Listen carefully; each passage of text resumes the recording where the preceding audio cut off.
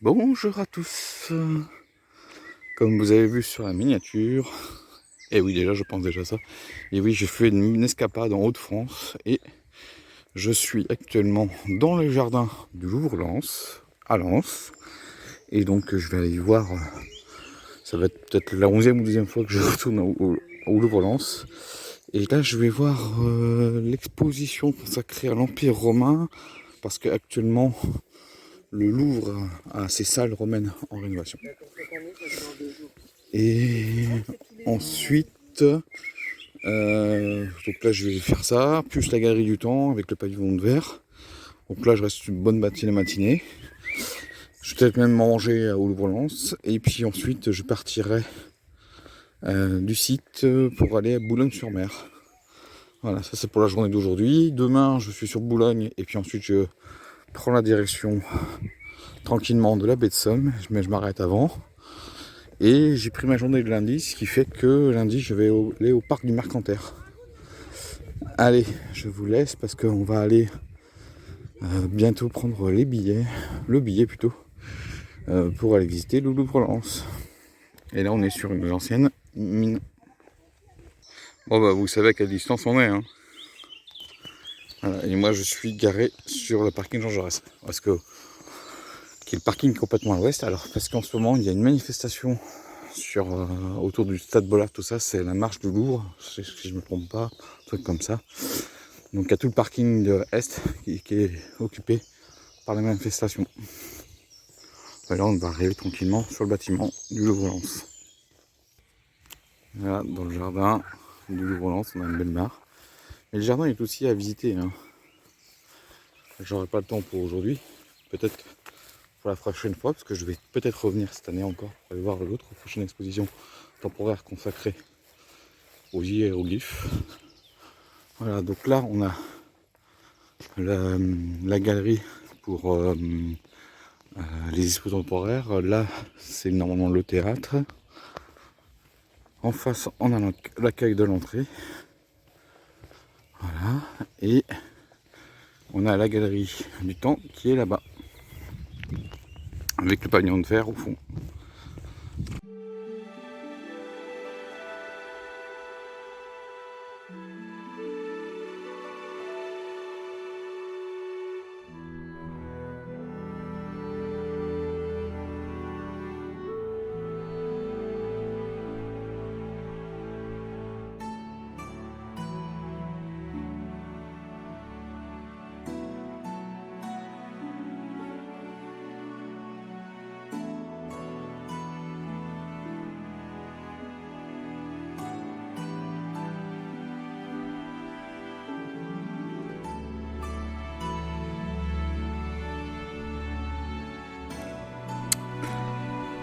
Les têtes des empereurs.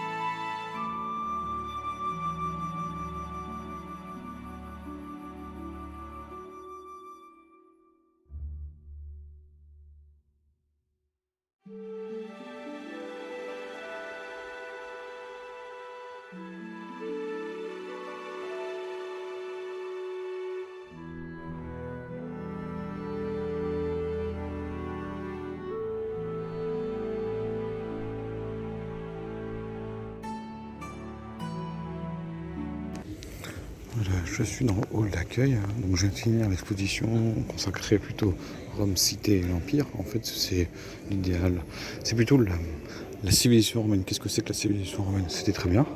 Et là, comme je vous ai dit, il y a une manifestation en ce moment qui est le la route du Louvre, si je ne me trompe pas. Donc c'est une compétition sportive, donc c'est pour ça que il va y avoir des gens. Je crois qu'il y a même des gens qui traversent juste le hall d'entrée. Et là je vais me diriger vers la collection permanente. Et le musée du Louvre-Lens a 10 ans, voire même maintenant au-delà de 10 ans, ça va être sa 11e année.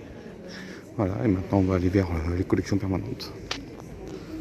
Et après on verra si à la cafétéria on pourra manger. Donc voilà, donc je suis sur la galerie du Temps. Alors la galerie du Temps, c'est gratuit. Au départ, ça devait rester qu'un an, et puis ça fait déjà 10 ans, 11 ans maintenant. Donc c'est gratuit. On ne paye que quand il y a des expositions temporaires et qu'on veut faire les expos temporaires. Et au bout de la galerie du Temps, il y a le pavillon de verre. Alors la galerie du Temps, on commence au moins 3500, on s'inscrit, et on termine à 1850, parce qu'après, pour Paris, c'est Orsay la suite. Et pour le Louvre, ça s'arrête à la fin de la Restauration. Même s'il y a le Second Empire avec les pavillons, avec Napoléon III. Et au niveau de... Voilà, le temps s'arrête à ce moment-là, autour du basculement entre la fin de la monarchie et la Seconde République et le Second Empire.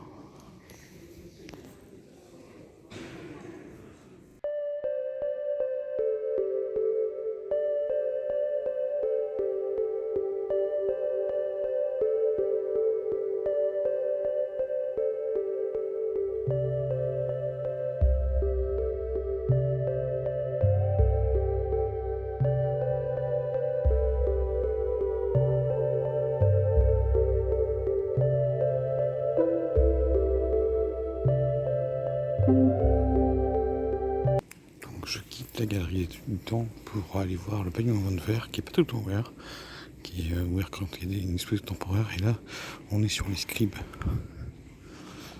C'est aussi, ça annonce aussi l'exposition qui va avoir lieu dans quelques mois sur les hiéroglyphes, si je ne me trompe pas. Comment Champollion a aussi redécouvert a permis l'ouverture des hiéroglyphes.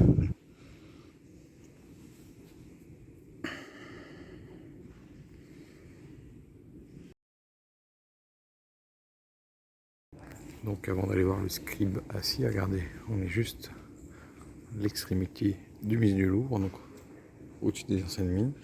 Et là vous avez le stade Bollaert, le stade du RC Lens.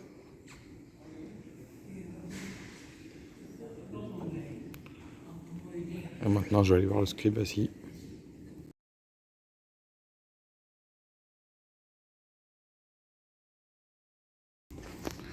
Super beau le scribe accroupi. Donc là je vais retraverser la galerie du Temps et ensuite aller manger. Et juste pour vous dire que dans la galerie du Temps, environ entre 40 et 50 œuvres sont changées tous les ans. Voilà. Donc faut venir une fois par an. Voilà. Moi la prochaine fois que je reviens, ça sera pour voir, donc ce sera sur Champollion, parce que ce sera les 200 ans de la... comment dire, je crois que c'est en 1822 qu'il a réussi à déchiffrer les hiéroglyphes. Bien sûr aidé par ses prédécesseurs, mais c'est lui qui a compris tout le système après derrière. Voilà. Donc ce sera une exposition qui aura lieu à partir de septembre jusqu'à janvier, je crois, 2023. Et donc j'irai voir cette expo, je pense. Bon, regardez, route du Louvre, je savais pas que c'était en ce moment. Et là on voit, je sais pas si vous voyez, il y a un terril juste derrière, regardez.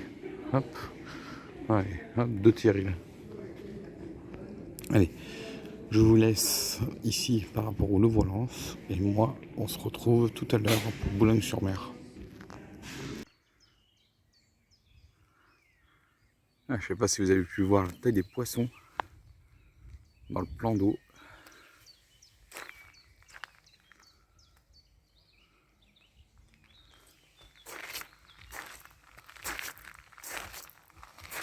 Oh, il y en a un autre là-bas. J'essaie de me rapprocher, mais bon, malheureusement, je fais du bruit avec les graviers. Regardez, ouais, il est tout petit. Et là-bas. Oh, c'est beau. Donc oui, comme je vous ai dit, il y a la course, la route du Louvre. Ouais. Allez, on quitte le Louvre et on rejoint Boulogne-sur-Mer. J'ai 1h15 à peu près de route.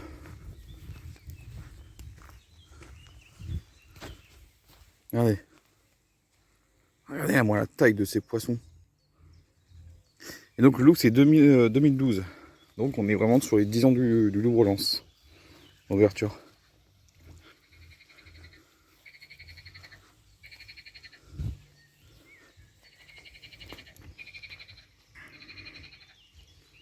Oh, regardez-moi ces poissons.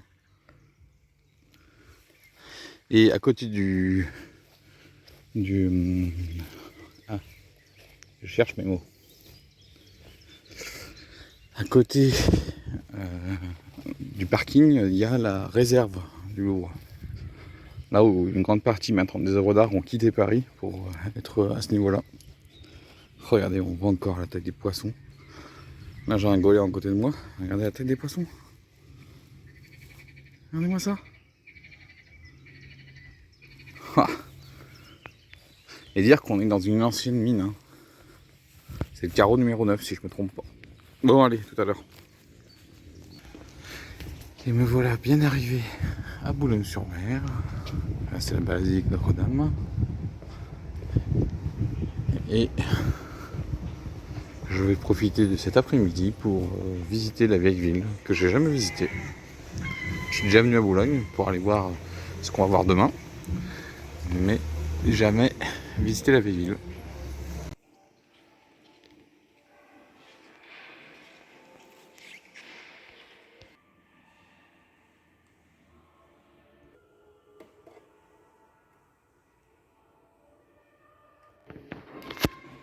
Voilà, je suis dans la crypte de la basilique. Et c'est 5 € l'entrée et je vais l'associer avec la visite du château. Donc ça me fera 10 €. Tout à l'heure pour le Louvre-Lens, j'ai payé 11 €.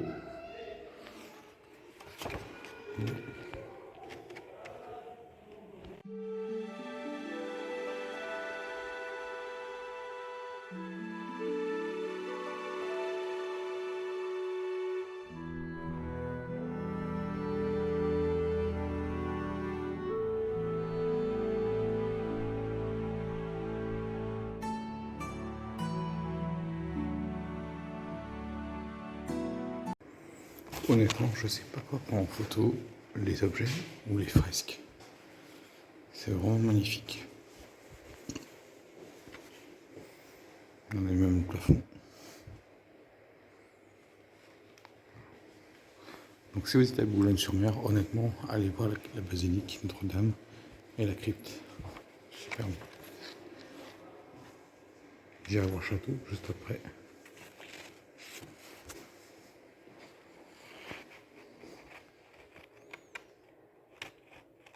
Là, je suis dans la crypte romane. On est sur la crypte d'origine, de l'église d'origine.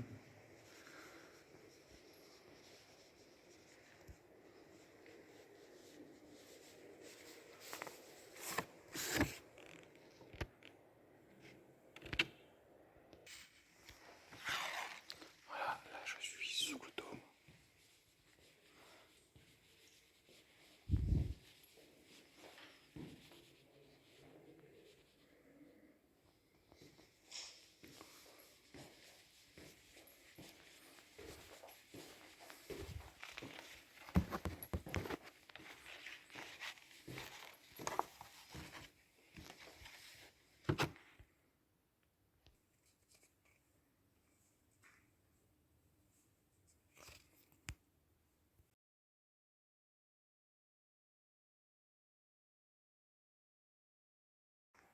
Alors, on est aussi sur la caserne romaine, là où il y avait les soldats,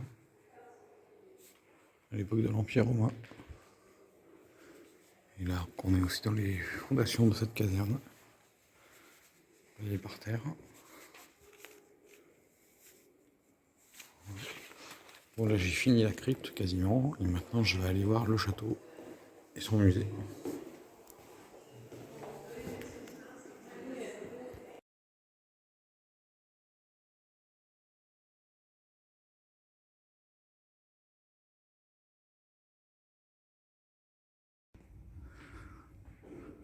Ah, le château.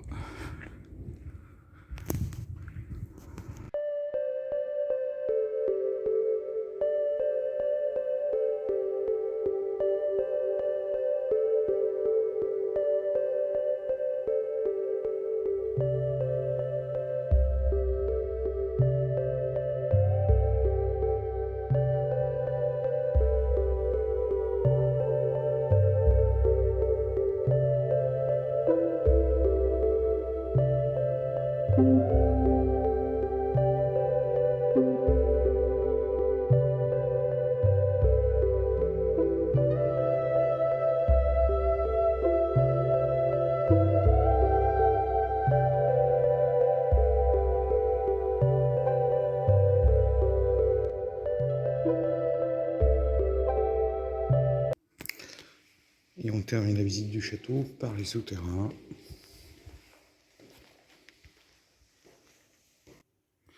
Alors pour faire le château, ça a été construit sur l'enceinte romaine du IIIe siècle.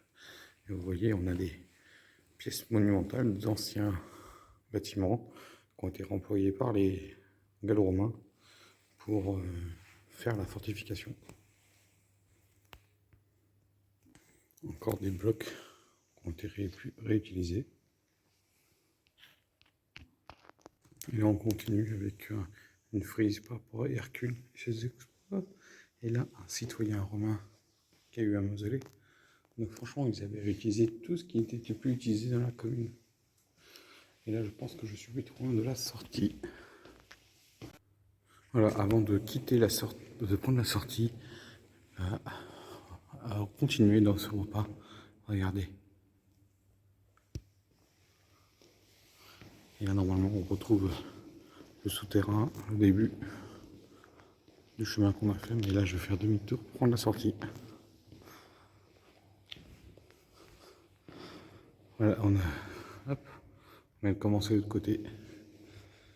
Donc là maintenant vous pouvez prendre la sortie. Et moi je vais continuer à visiter la ville haute de Boulogne.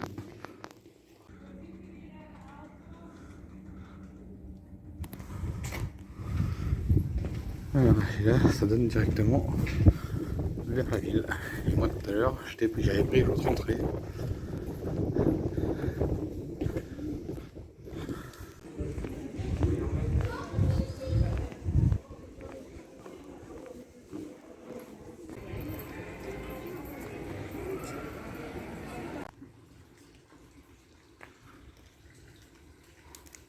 Un marronnier.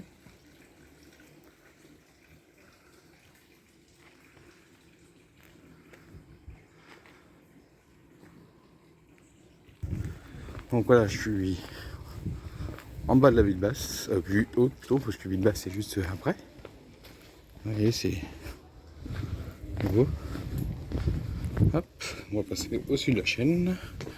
Je vais juste sortir et ensuite j'irai sur les remparts. Mais en fait, il y a deux villes. La ville haute, là où il y avait le pouvoir, et la ville basse, là où se trouvait le port, où il y avait toute l'activité économique de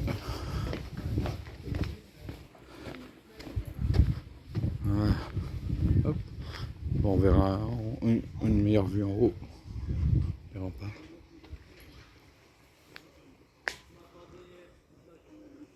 Et comme je dis, la ville haute, c'est la ville médiévale du XIIIe siècle, et la ville basse, celle du port. Voilà, donc le tour des remparts, c'est le jardin Charles Dickens. Et moi, je vais passer par là pour remonter de l'autre côté. Donc, ce qu'on va voir demain, Nausicaa se trouve derrière l'église, tout ça. C'est à la sortie est du port, plutôt nord du port. Puis là, on a les autres villes en face, Outreau et le Portel, c'est ça. Donc ouais, donc la butte basse était ici. Hein.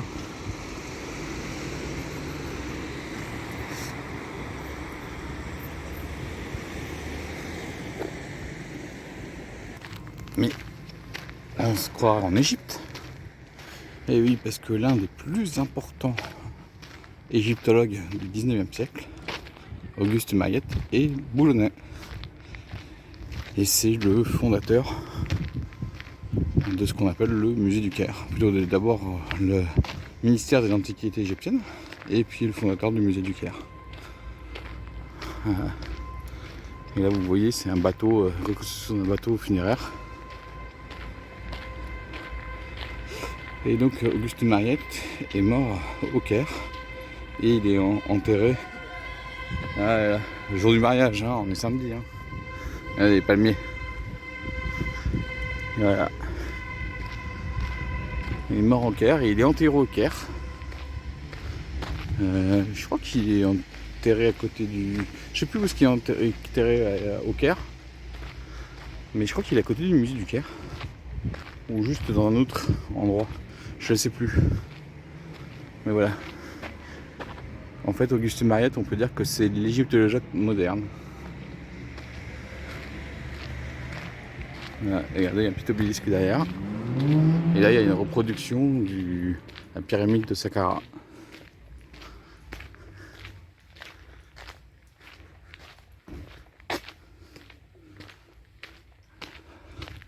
Allez, on va aller voir là, le petit obélisque.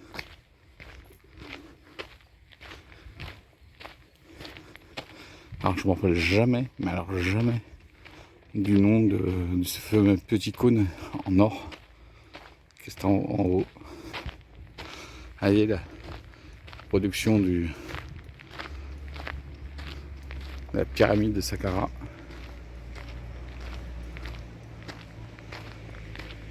Voilà. Et oui, c'est tout récent, de octobre 2022. C'était lié au bicentenaire de la naissance d'Auguste Mariette.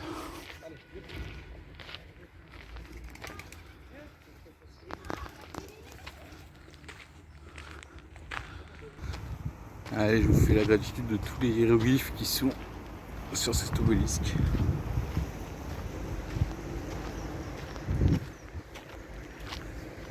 Et c'est sur ces images que cette première journée en Haute-France se termine. Je sais même pas si vous verrez quelque chose vu que c'est le contre-jour. Et on va faire